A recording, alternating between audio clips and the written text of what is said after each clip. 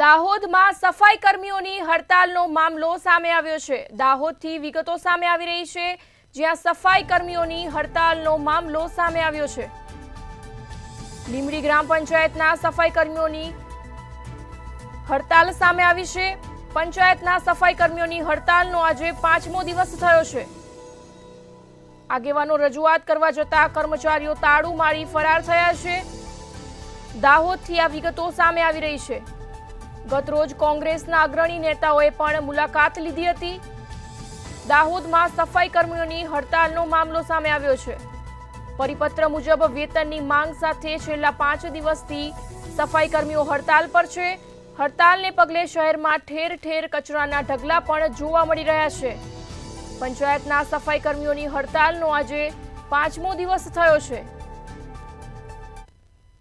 આજે છેલ્લે 5 દિવસથી જે સફાઈ કર્મચારીઓ હડતાલ ઉપર બેઠા છે, જેથી કરીને કોઈ અધિકારીઓ આજ દિન સુધી કોઈ ચર્ચા વિચારણા કરવા ના આવ્યા હોય અને કોઈ મુલાકાતે આવ્યા નહીં, જેથી કરીને આજે અમે વિચાર્યું કે તલાટી શ્રી, મંત્રી અને વહીવટદારશ્રીને મળીએ તો એ રીતે ચર્ચા વિચારણા ચાલી। તો અમે ગયા હતા તો ગ્રામ પંચાયતની અંદર તાળું હતું।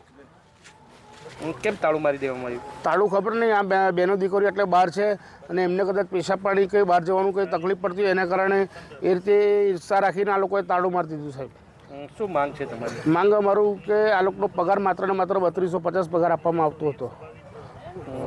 કેટલો પગાર મળવો જોઈએ? લઘુત્તમ વેતન પ્રમાણે 6656 રૂપિયા થવો જોઈએ સાહેબ, સરકારના નિયમ મુજબ। કોઈ જગ્યાએ અન્ય જગ્યાએ રજૂઆત